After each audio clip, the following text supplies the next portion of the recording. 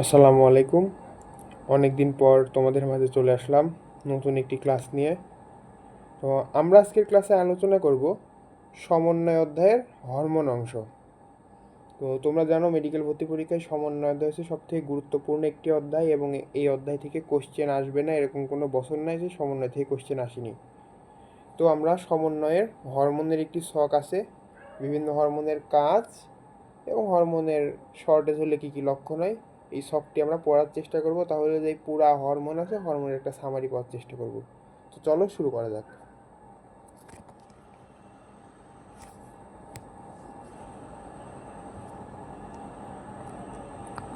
দেখো, কয়েকটি হরমোন গঠিত রোগের নাম, কারণ ও লক্ষণ।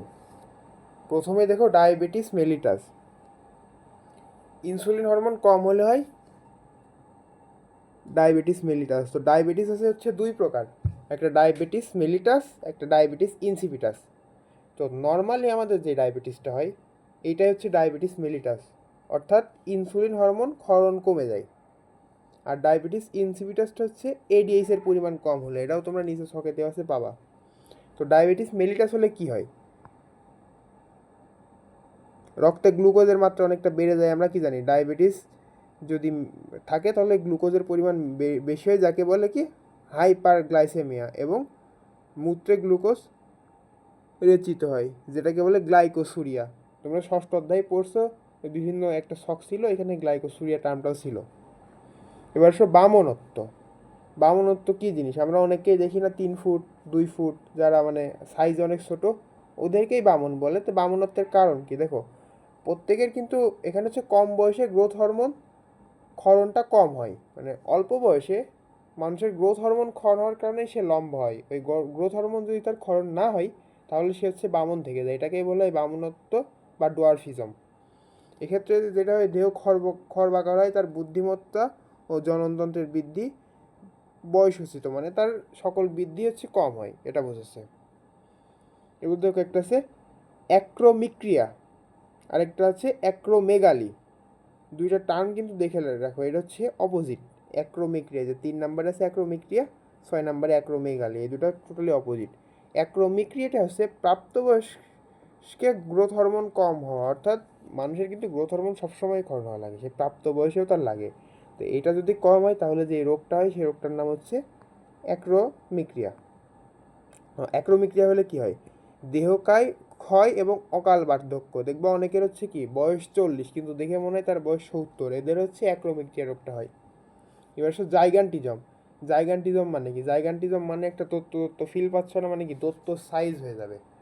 তার মানে কি, যে বয়সন্ধিকালে গ্রোথ হরমোন ক্ষরণ বেশি হয়, অর্থাৎ বয়সন্ধিকাল যেই টাইমে একটা তোমার শৈশব ও কৈশোরের যেই মানে কৈশোর ও যৌবনের ট্রানজেকশন পয়েন্ট, যেটা মানে মধ্যবর্তী সময়, এই সময়কে বলে বয়সন্ধিকাল। এই টাইমে যদি গ্রোথ হরমোন বেশি খরচ হয়, মানে ক্ষরণ হয়, তাহলে হচ্ছে জাইগান্টিজম হবে। এক্ষেত্রে এই যে দেখো, দেহ বিশাল আকার ধারণ করে। এছাড়াও হাইপার গ্লাইসেমিয়া, গ্লাইকোসুরিয়া দেখা যেতে পারে, এই রোগগুলো এর সাথে হতে পারে। আর দেখো ডায়াবেটিস ইনসিপিটাস, এই যে বলছিলাম যে ডায়াবেটিস মেলিটাস আর ডায়াবেটিস ইনসিপিটাস, এই যে এডিএইচ বা ভেসোপ্রেসিন হরমোন ক্ষরণ কম হওয়া। তোমার যদি ভেসোপ্রেসিন হরমোন ক্ষরণ কম হয় তাহলে হবে ডায়াবেটিস ইনসিপিটাস। এখান থেকে কী হবে? দেহ থেকে প্রচুর লঘুমূত্র রেচিত হবে, মূত্রে গ্লুকোজ থাকবে না, এবং রক্তচাপ বাড়বে, রক্তে শর্করার মাত্রা স্বাভাবিক থাকে। দেখো, লক্ষণগুলো কিন্তু অত বেশি ইম্পর্টেন্ট না, জাস্ট একবার রিডিং দিবা। কিন্তু এই যে রোগের নাম, কারণ, এই জিনিসটা লাগবে, যে এই কারণ হলে কোন রোগ হয়, এই জিনিস লক্ষণ বেশি একটা আসে না, লক্ষণ কম আসে, এই জন্য লক্ষণ জাস্ট তোমার একবার রিডিং দিতে পারো, তো এই পড়লে ভালো লাগবে। এবার অ্যাক্রোমেগালি বা মরিজ রোগ। ওই যে আমরা উপরে পড়ছিলাম অ্যাক্রোমিক্রিয়া, তার হচ্ছে অপোজিটটা অ্যাক্রোমেগালি, অর্থাৎ প্রাপ্তবয়স্কে গ্রোথ হরমোনের ক্ষরণ খুব বেশি হয়ে গেছে, অতিরিক্ত পরিমাণ যদি গ্রোথ হরমোন ক্ষরণ হয় তাহলে হয় অ্যাক্রোমেগালি। এখানে দেহ অনেকটা গরিলার মতো হয়। এক্ষেত্রে ব্যক্তির কপাল, নাক, খুলি, নিচের চোয়াল, হাত, আঙুল ইত্যাদি অস্থির আকারে ওই স্থূলত্ব অনেক বেড়ে যায়, অর্থাৎ কী হয়, মানুষের সব কিছু অনেক মানে দ্রুত বৃদ্ধি পায়, এটাকে বলা হচ্ছে অ্যাক্রোমেগালি। আর কুশিং সিনড্রোম হচ্ছে গ্লুকোকার্টিকয়েড হরমোনের ক্ষরণ বেশি হলে হয় কুশিং সিনড্রোম। এক্ষেত্রে কিছু লক্ষণ আছে, যেমন তোমার পেশিক্ষয় হয়, পেশি দৌর্বল্য হয়, মুখমণ্ডল, পেট ও ঘাড়ে অতিরিক্ত চর্বি সঞ্চয়, এই লক্ষণগুলো দেখা যায়। এবার অ্যালডোস্টেরোনিজম। অ্যালডোস্টেরোনিজম একটা রোগ। এখানে অ্যালডোস্টেরোনিজম তোমরা তো পাঁচশো, তার মানে কি এখানে একটা অ্যালডোস্টেরনের রিলেশন আছে, যে অ্যালডোস্টেরন হরমোনের ক্ষরণ বেশি হলে হয় অ্যালডোস্টেরোনিজম। এক্ষেত্রে যেটা হয়, তোমার অ্যাড্রেনাল কর্টেক্সের বাইরের দিকে টিউমার হয়, পেশির অবসাদ ও খিঁচুনি হয়, রক্তচাপ বৃদ্ধি পায়, রক্তের প্লাজমায় সোডিয়াম বৃদ্ধি এবং পটাশিয়াম হ্রাস পায়। এটা কিন্তু ইম্পর্টেন্ট, যে কোনটা বৃদ্ধি পায় কোনটা হ্রাস পায়। অ্যালডোস্টেরোনিজম হলে সোডিয়াম আয়ন বৃদ্ধি পায় এবং পটাশিয়াম আয়ন হ্রাস পায়। এই জিনিসটা একটু মনে রাখবা।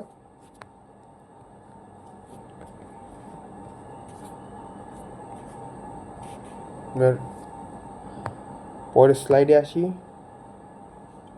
স্লাইড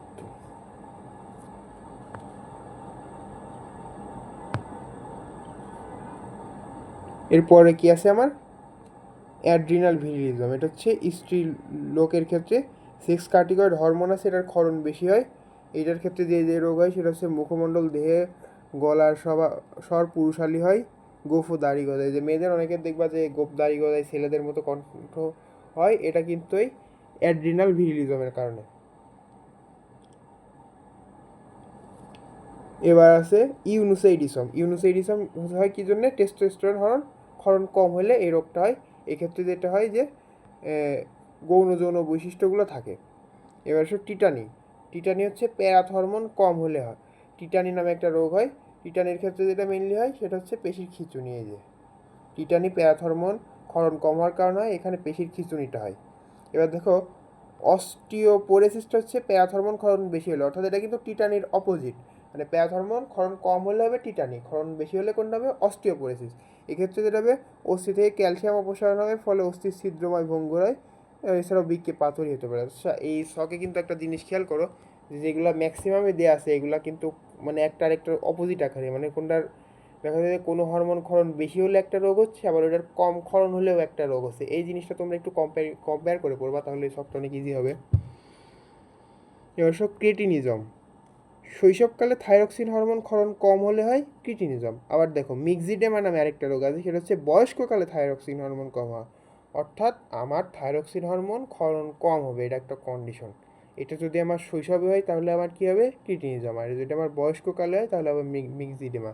তো ক্রিটিনিজমের লক্ষণ কি, দেহবৃদ্ধি ব্যাহত হবে, হাড় দাঁতের গঠন ত্রুটি দেখা যাবে, দেহ চর্ম খসখসে ভাঁজযুক্ত হবে, মানসিক বিকাশ ব্যাহত হবে, শিশু হাবাগোবা হবে, মানে মেনলি বিকাশের সমস্যা হবে।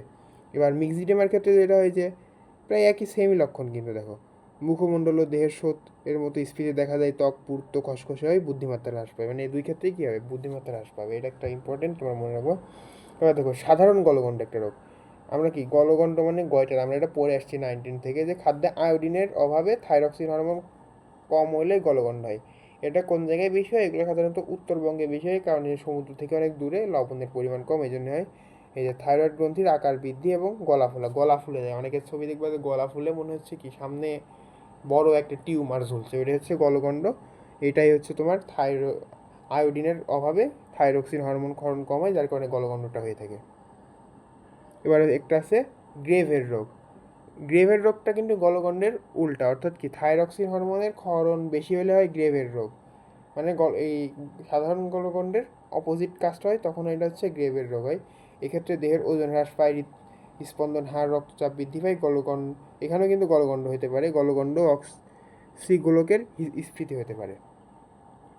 দেখো, এডিসন রোগ, যে গ্লুকোকার্টিকয়েডের ক্ষরণ কম হলে হয় এডিসন রোগ। আমরা কিন্তু আগের পৃষ্ঠায় পড়ছিলাম যে কি গ্লুকোকর্টিকয়েডের ক্ষরণ বেশি হলে হয় কুশিং সিনড্রোম, অর্থাৎ এডিসন আর কুশিংটা হচ্ছে এটা একটা অপোজিট। তোমরা এইভাবে একটু কোরিলেট করে পড়বা, তাহলে তুলনামূলক সহজ হবে। এডিসন রোগের ক্ষেত্রে যেটা হবে, দৈহিক ওজন হ্রাস পাবে, ক্ষুধামান্দ্য, মানসিক অবসাদ, রক্ত শর্করার মাত্রা হ্রাস, রক্তচাপ হ্রাস ইত্যাদি রোগগুলো ডেভেলপ করবে।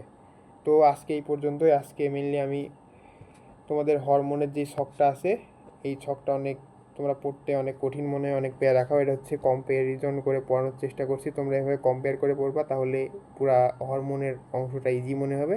এবং সমন্বয় নিয়ন্ত্রণ কিন্তু খুবই গুরুত্বপূর্ণ অধ্যায়, যারা মেডিকেল অ্যাডমিশন দিবা এই অধ্যায়ে সম্পূর্ণভাবে শেষ করবা, না হলে কিন্তু চান্স পাওয়ার পসিবিলিটি অনেক কম, কারণ এখান থেকে এমনও দেখা গেছে যে 5টা কোশ্চেনও দিয়ে দিছে। তো আজকের ক্লাস এই পর্যন্তই। সবাইকে এতক্ষণ সাথে থাকার জন্য অসংখ্য ধন্যবাদ।